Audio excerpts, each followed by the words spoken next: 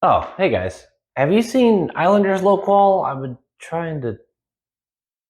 What are you guys doing? Oh, I'm ending his season.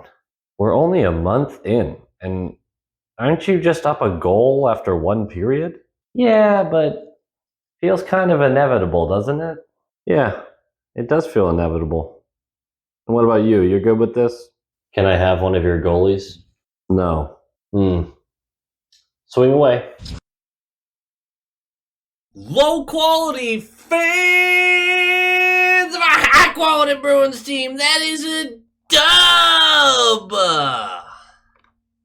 I'm pretty sure we lead the league now. Yeah, who would have guessed that? Like points wise, we might be tied, but point percentage, pretty sure we lead the league. Again. Anyway, no, seriously, I don't want to do that because then I'm just inviting bad juju into the world right now. Can I be really honest with you? This wasn't a boring game. That's not fair. That word isn't fair, and it's not true. But I hate playing the Islanders.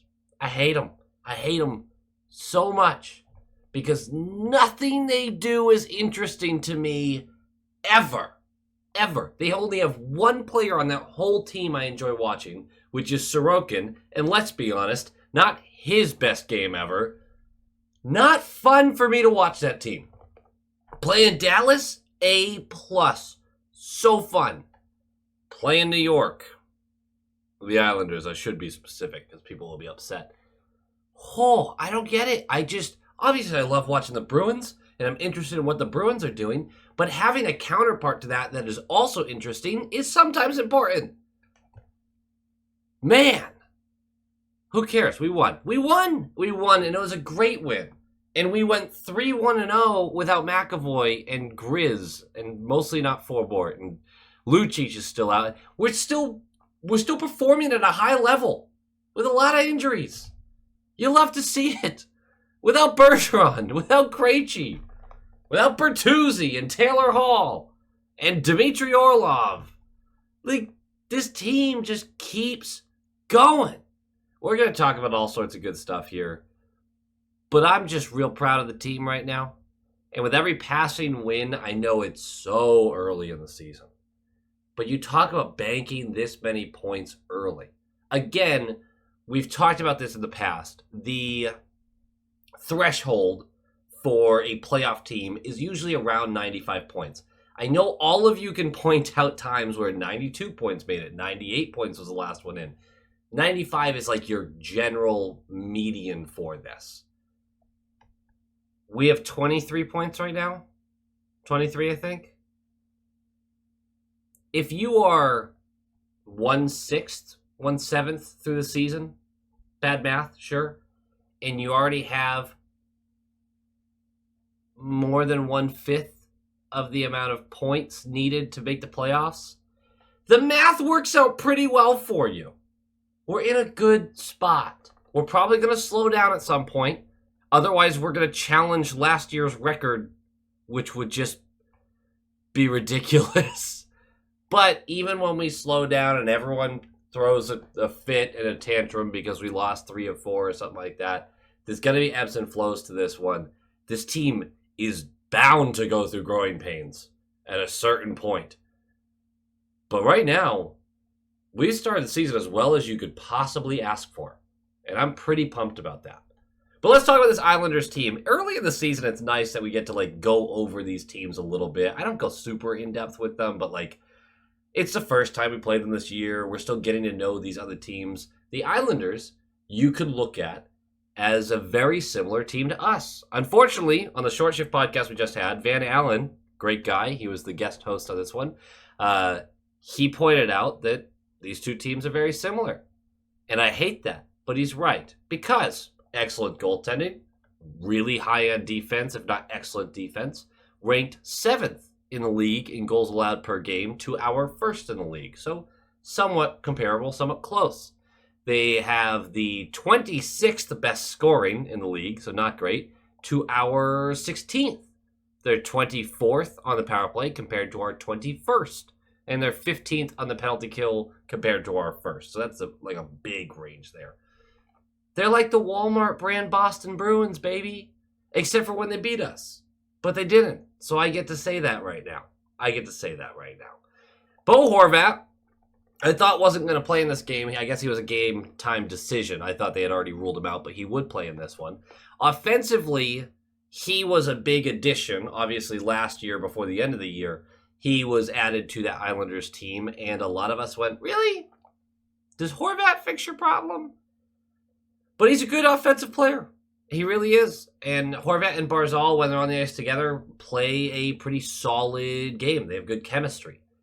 They couldn't do much in this one, though. They do spread out the scoring pretty well. 8 players have at least 5 points, which isn't, like, impressive, but that's a good amount of guys that have at least a few points in the bank. So they're spreading it out a little bit. I don't know if that's more so that they just have, like, a lot of second and third line players and not a lot of first line. You know what I mean there? And we'll move on. Goaltending is their strength. But Sorokin's start, a 3-1-3 record, now 3-2-3, with a 911 save percentage before this game, isn't exactly what you're used to seeing from him. Although his backup, Varlamov, has been great. A sparkling 950 save percentage, top 5 in goals saved above expected for most analytics sites. Although he only has a 2-2-0 record to show for it because, hey, you can stop as many pucks as you want, but eventually your team also has to score. And we continue this stretch of the goalie with the worst numbers plays us. So we're going to get Sorokin for this one. I mean, he's their starter. He's their better goalie, which is true. He's the better goalie, but we keep playing whoever's not doing as well with these teams. I don't know why. Oh, and real quick, I hate playing this team. Just going to say one more time, like, comment, subscribe, nailed it. Hate playing this team. Just hate it. For us, the injuries continue to mount.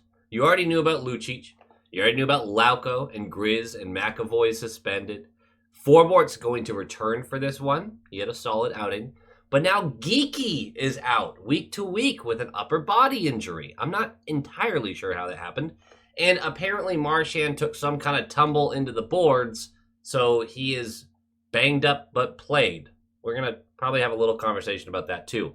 The lines did change. Marchand, Zaka, Pasta is your top line. JVR, Coyle, Frederick is your second. Heinen, Patra, DeBrusque, and then Steen, Beecher, Brown. That Beecher line would get mixed around a little bit and be used sparingly. Lindholm, Mitchell, Lohrei, Carlo, Forbort, Shattenkirk, and then, of course, Omar gets the start. I know how the game went. I understand that. And I know that you could argue with this next statement. But when you look at that lineup, does it not kind of feel like we have one top line and then 3 third lines? Does it not kind of feel like that? And that's not really an insult to the team. I think we have a lot of good NHL players on this team. I don't think we have like a true second line right now. And I think that the ice time is kind of reflecting that as well. Obviously, the Coyle line went off tonight, but it kind of feels like we have 3 third lines and a first line. And the first line was actually one of our worst lines. Does that make sense? Probably not. Let's talk about this game. Puck drops! And 5:33 in. Carlo on Barzal's back as he gets a contested breakaway, and Olmark has to get a piece of it with his glove. That's a huge save. Early on, there were not a lot of whistles in this game, but momentum was really difficult to build, and there was a really tough time for the goaltenders to get comfortable. So Sorokin probably had an easier time earlier in the game because there's just a lot of buzz around him. But Olmark didn't face a ton of pucks, and to go cold and then immediately have a breakaway, I believe this was their first shot of the game. And he stones him. Pretty huge.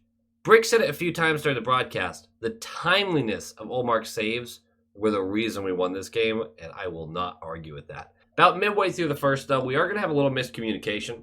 And this is something I want to talk about a couple times in this video, is Lohrei. But not yet, because I don't want to do the whole rant right now. But there's a miscommunication between him and Carlo. They both go for attacker on the blue line, which allows the wingers to just spread out and come down. They feed it to the right side, and they get a fresh bid on Olmark, who, again, is going to stay sharp with it.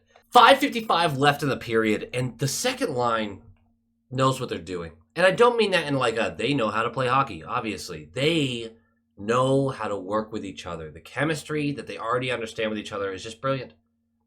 Coyle dumps the puck in. And the absolute meat on that line, the size, the ferocity, you can't teach that, gets to work. They're going to pressure from the left side. All right, force the Islanders to move around their net, which they do. That gives Coyle time enough to jump in, strip the puck from Mayfield. He's going to possess it up the wall, kind of scooting towards the right point. He's going to then curl and fling this puck down to JVR, who's standing next to Sorokin, to the left of Sorokin, or the right if you're looking at him.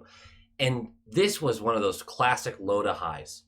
You get the puck on the wall, you send it to a guy who's just sitting in there in that bumper position, really that net front position, and he sees Freddie, who's just circling the top of the slot. He's going to send this up, tape to tape, in mid-stride. Freddie's going to load up, snapshot, low blocker, I believe. And this is 1-0. And Freddie, who during this period I had a couple issues with, because it felt like Coyle was setting him up wonderfully, and he just kept missing by that much. But you should know by now, those two are going to connect eventually. And they did, even though it was JVR feeding them. It works. That line just works. And just like the last game, where we didn't want them to touch the fourth line, but they had to because there's another injury, now I don't want them to touch this line. We're figuring certain lines out. I feel like we have 2 out of the 4 when we're really healthy. And then we might have 4 out of 4, but no one will listen to me. That's fine. 3:43 left. Frederick is going to go for cross-checking. And it's another issue with clearing the puck. We're so used to this. About a minute in, Forbort failed a clearance. Gave them a prime scoring opportunity, but we save it. We push the puck back out. They come back into the zone. And then we're going to force another play. Lindholm's going to get a little cheeky and try to do this like pass by, strip the puck and keep moving thing. It kind of takes him out of the play for a second, which allows a feed to go through the crease. But Carlo is there. He collects it, and he has time and space. He collected it on his forehand. And then he puts it on his backhand and attempts to dump it. But the problem is it goes 2.5 feet forward and is quickly knocked down. It was still on the ice, basically. Quickly taken care of by the Islanders, who are going to move the puck back up to the top of the slot. They're going to hammer the puck on net. Olmark, once again, is going to make the save off the shoulder, but it pops up. And I believe it's Nelson who's there to just right in, clearly under the bar, clearly a good goal. And it's 1-1 power play goal for them because we just can't clear the puck. So fun. It's so fun to watch the same thing over and over with that. To be fair, I'm really referring to us doing that in the third period frequently. Our penalty kill is usually better than this. So I want to give them a little bit of a break there. But that's a power play goal for them. 1:45 left. Crazy bounces leaves Zacha all alone in front of Sorokin. And the puck won't settle for him. And it kind of bounces through his legs and stick, and he's trying to just never settles for an actual scoring chance. And then maybe 30 to 45 seconds later, Pasta with a brilliant high lob to Coyle, who got behind the defense, grabs it, puts it on his stick. He dekes the puck away from him. Goes in on Sorokin, tries to put it on his backhand, just slides away. No shot actually taken. Full breakaway. Frustrating in a tie game, but we're going to end the period 1-1. And we're going to move to the second. And the second doesn't have a lot of notes. 4:59 in, Patra, taken down by Peugeot, holding. We're going to go to the power play. The power play is getting more and more comfortable, man. And this one was the second unit, actually. It's a decent first shift by the top unit, about midway through the power play. And then Coyle wins a faceoff. We get set up. Puck moved to Shattenkirk at the top of the slot. And he gets this moving quick. He's going to whip it to Pasta, who's on the top of the right circle. He takes a glance and immediately slams this down to Zacha, who's standing right where JVR was in the first goal. He's just directly to the side of Sorokin.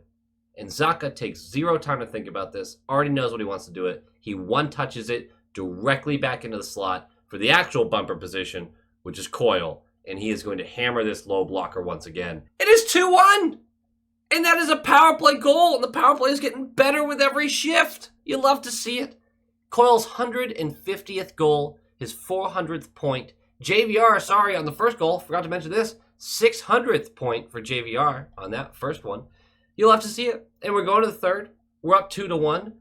I think the game's over because I'm super optimistic like that. And I don't see them really challenging to score all that much. The shots were 20-18 in favor of the Isles. You could have told me the Isles had 6 shots at that point. I probably would have believed you, honestly. Third period starts with 2:40 in after a huge save by Olmark. So I immediately talk about the game's over, and then Olmark has to make a huge save. Patra is tripped up by Wallstrom. Two drawn penalties by Patra. Very good. Go into the power play. And 10 seconds later, it's in the back of the net.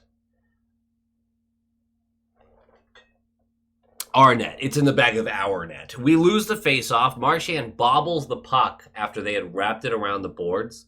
He kind of settles it down for them, which allows the defender who's rushing up to meet Marchand, knowing he doesn't have full control, to basically just pocket it and keep skating. And it turns into 2-on-1. It's a perfect pass from Peugeot to Holmstrom. Olmark doesn't have a chance. He was there, too. He got across. He made it more difficult for the shooter than it could have been, I guess. But yeah, 2-2, shorthanded goal. Olmark, no chance, really. Here's the thing. This is going to sound like an insult, but even last year, I don't remember in a long time us being able to allow a shorthanded goal and just immediately get back to work. It feels like typically that dejects your guys a little bit, right? 43 seconds later, and it's a great power play. They're set up in the zone. They're pushing the puck around. Shattenkirk on the top of that slot. He's going to go to Pasta on the left circle, who's skating towards the slot. It's one of two options at this point. He's either standing still trying to hammer this, or he's skating towards the slot so he can do the fake, move back to his forehand, and throw it on net. Well, he throws it on net, and it goes blocker side, and it looks like Sorokin squeezes it up, and it's done. It's over. And honestly, if they had the benefit of a quick whistle, this might not have been counted. But here's the thing. After what feels like a year inside his body, it just squeezes out and dribbles its way across the line. And it is 3-2 with a power play goal. 2 power play goals. Love to see it. But it's such a massive response. They tied the game on a penalty kill in the third period. And you turned around and didn't allow that power play to expire without scoring one yourself. That's massive. A lot of it's on Sorokin. But you still take the goal, and Pasta's a hell of a shooter, so I'm sure it had some good oomph behind it. 9:28 in. Freddie and Coyle. They're going to win a board battle. High on the left wall in the O-zone. And Coyle flings it down the wall for JVR, who has a lane to the net. He's in the bottom left corner. He's got all the space. And so he just starts skating in. And he doesn't rush. He's just sliding in. It's pretty rare to have a guy who sees a scoring opportunity like that and isn't full speed. Nope. He takes his strides, waits for the help, and here come Coyle and Mitchell on the right side, flying towards the net. He manages to tape this right to Coyle, who just gets the hard tap in beyond Sorokin. And it's 4-2, just like that. We're midway through the third. The game was over. There's no way that Islanders team felt like they could score a couple more on Olmark. Because Olmark, although his numbers aren't going to blow you away, they're still very good, obviously, but not blow you away to what we've been seeing, he was really, really good. Think about it. The 2 goals that he allowed, one goes off the shoulder and someone bats it in from over his head, but either way, not much chance on that one. And the second one, I mean, that's a 2-on-1 with a perfect pass, and he's coming across the crease. Like, that's not too many goalies can really sit there and go, oh, I should have had that one. What are you supposed to do, you know? 4:44 left. Bolduc. For high sticking, we're going to the power play. No dice. And the Isles pull the goalie after they kill it. 1:21 left. Pasta, who's begging Coyle to take the puck. It's a 2 on basically none. And he's literally waving Coyle like, go, go, go. Coyle passes it to Pasta. And then Pasta passes it right back to Coyle for the tap in. For the hat trick. The first of Coyle's career. Which feels weird. It feels weird to me. I feel like I heard that wrong. And if I heard that wrong and something comes out like it's his first as a Bruin or something, that makes way more sense to me. But either way, 5-2. And Coyle, MVP. God, this game was really quick, but also I just hate watching the Islanders play hockey. I am so glad I'm not an Islanders fan, man. I am just so happy about that. Game notes! I know you're thinking it. Or at least those of you who really enjoy the prospect talk are thinking it. Another forward went down. That's Lucic, that's Lauko, and Geeky. What are we going to do? Who's the next guy up? Do we just stick with Brown? God, I hope not. But here's the thing. I know a lot of people are going to talk about Lysell and how soon you call him up. Lysell has just recently started to find a little bit of rhythm in the AHL. A couple multi-point games in a row, just has looked solid throughout. Here's the thing. I don't want to interrupt that right now because it's pretty fresh. And your team identity, this is going to bleed into the Lorei conversation actually. Your team identity is defense. And right now, you're still waiting for the defense to get healthier as well. Compromising the forward group that excels defensively for maybe a little more scoring pop, a little more top six talent, feels like the wrong move, especially when Lysell is just getting going. Let him cook a little bit. I am really hesitant to call him up until A, our defense is fully healthy, or B, we just really start struggling to score and need just a little bit of fresh blood and see if that helps. I don't want to compromise our team identity because Lysell is not good defensively to potentially get a little more scoring pop and it turn into a whole mess. It disrupts him. He can't hack it. He gets sent right back down. Now his confidence is all shot. Don't do it. The part of that bleeds into Lorei's conversation. He's not ready for the NHL full time. He's just not. And that's not a big deal. That's not a bad thing at all. Right? He's going to be very important to this team for a very long time. I think he's going to be a very good defenseman. And offensively, he's great. He needs to learn how to pick his spots. He needs to be better defensively. And he needs to be better defensively late in games. The miscommunications, those get fixed with more time at a professional level. I'm not really worried about those as much. But the panicky decision-making or the poor decision-making, especially when there's pressure on him, that is, the NHL is not a league to learn that. We are a defense-first team, and we have to keep our strength elite to continue competing at the level we are. Lorei's not ready. He needs some more time in the AHL. And I would argue you'd give him at least a month and a half, if you can, obviously. This necessities is, I mean, if you don't have the defenseman to fill in, you have to have Lorei up. JVR, who had, I believe, 2 assists tonight, unbelievably good signing. Just the value. We're gonna get a little later into the season. We'll probably do a breakdown of like what you're paying per point and things like that. Those are fun little projects to do. He is going to crush that exercise. He's making $1 million and he keeps putting up points. Great net front, like everything you wanted from Bertuzzi, not everything, but a good portion of it you get in JVR. The net front presence on the power play, the just shit disturber, running through people, hard forecheck, all of that.